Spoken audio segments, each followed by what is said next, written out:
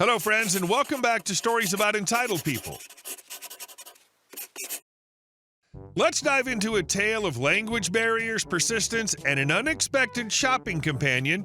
A confused shopper latches onto our OP seeking help in a language they don't speak, leading to a series of hilariously awkward encounters across the store. From aisles to checkouts, this story proves that sometimes even a simple shopping trip can take an unexpected twist.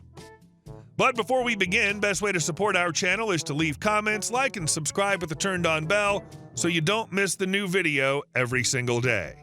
Here we go. I don't work here. The case of the confused Walmart shopper. I thought I'd share this since it happened last week, and I still think it's funny. My dog crushed my old tower fan, so I went to my local Walmart to get a new one and get some treats for cats and dogs. I was searching for a dog-proof tower fan in an aisle when a small Latino man prodded me on the arm while saying "conserva" and then "help" in English. He looked to be in his 60s or early 70s and couldn't have been taller than 5'1". He began asking me where a plant or food was and repeated the phrase "conserva." I don't speak Spanish, but I understood some simple words. I attempted to clarify that I didn't work at Walmart and that I didn't know what he needed, but it was obvious that we didn't understand, so I left to get some goodies for my dog and cat. Walmart's fan section's likewise terrible. I can't really comprehend anything the guy's saying since he keeps following me throughout the store and asks me questions in Spanish. He continued doing this for a few aisles before I halted, turned to face him, and simply replied, "Dude, I promise I can't help you." At last he said, "Okay," in English and turned to leave. I assumed that he'd given up after realizing what I had said, or perhaps he realized that the gritty guy wearing the basketball shorts and hole-filled Carhartt t-shirt wasn't his type. When I finally located some cat treats, a Latino man with one of the managers in tow came up to me as I was making my way down the aisle to the dog supplies. The manager asked me, "What did you promise this man?" after he was speaking to him in rapid-fire Spanish and receiving a very delayed response in Spanish. I found this to be really amusing. I replied, I promised him nothing except that I couldn't help him. And what's up after that? After asking the Latino man a question while looking back down at him, the manager stated to me in a bewildered tone, he said you promised him something. I told him, did he also mention the 15 minutes he spent following me around the store, hounding me for stuff in a language I don't speak, as I was at the end of my line with this person? I confess that I raised my voice a little in my rudeness. Can I complete my shopping? I'm not sure what he's telling you or how that'll impact me. The manager argued with the tiny guy in Spanish, apologized for stopping me, and left. I assumed it was over when the same small, obnoxious Latino man stopped me at the checkout line with what I assumed was his kid on FaceTime. I took my basket to check out. When his daughter noticed me, he pointed at me on his phone and said, "So you obviously don't work here." She angrily spoke to him in Spanish, and he responded by getting agitated. Then I had the opportunity to stand behind him as his daughter scolded him in both Spanish and English for annoying strangers. At least the daughter apologized as he was leaving, but I couldn't hear her clearly because he was power walking away from me at Mach 5 at the time. Other than making my day worse when it happened, this really serves no purpose. At least that went smoothly, though, because I did purchase a fan online, and it's shown to be absolutely dog-proof thus far. This is just hilarious. The guy really took "I don't work here" and flipped it to "I'm your personal shopper, whether you want me to be or not." I can only picture how confusing and annoying it must have been to have him follow you around Walmart like a little lost duckling. The icing on the cake, he got the manager involved and said you promised him something. You believe it? And then just when you think it can't get any more surreal, he pulls his daughter into it through FaceTime? I'm torn between thinking she deserves a medal for trying to clean up his mess, or maybe just a stiff drink for putting up with him every day. At least she noticed the chaos before he took off like a cartoon character. Hey, I gotta give a shout out to your dog for helping you score that new fan. At the very least, you ended up with a fantastic story and a few extra laughs at Walmart's expense. And our second story. Denied Fridays off? Guess I'll just take Mondays instead. I teach at a small new school, Right now, we've got 2-year levels, which means our teaching schedules are super light. So every teacher gets at least 1 day off with no classes, and it's pretty usual for them to take leave on that day. For me, it's Friday. I just noticed that we're going to a full schedule next month, so I thought it'd be a good idea to use some of my extra leave. I went ahead and applied to take Fridays off for the rest of the month. Later, I found out my leave was denied because they said it's not fair that you get to have multiple long weekends when your colleagues don't. I replied, so you're saying that just because my lesson-free day is on a Friday, I can't take leave, even though the science teachers can take every Tuesday off and the language teachers take every Thursday? He sort of danced around the idea that it doesn't look good and mentioned that I still need to think about a homeroom lesson I have on Fridays, which is a time for student-led activities. I'm really just here to be present while the students take care of everything, so I can't step in or do anything. If something comes up, it'll be on someone else to cover it. I've always taken care of my own covers before asking for leave, so HR hasn't really had to do anything. So I just told him directly that I'm okay if they want to deny my leave, but I want them to keep in mind that I'm there because I choose to be, not because I have to be. I said to him, all right, but just so you're aware, I use my leave on days that would have the least impact as a courtesy. So what you're saying is that you prefer I take leave on the days I actually miss classes? I'm totally okay with that. I think he mumbled something, and then I just thanked him and headed out. So that Friday, I showed up, and then the next Monday, I called in sick and skipped my class. I've got around 20 leave days to take over the next 7 months, not including school holidays, and I'm planning to use every single one of them. I've mentioned to them before that it really doesn't matter to me if they approve or deny my leave requests.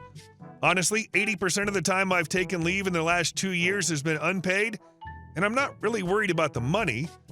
There was this time when they turned down my request for a 3-day unpaid leave, and I mentioned to a colleague I could just not show up. What are they going to do, not pay me? That's exactly what I was asking for from the start.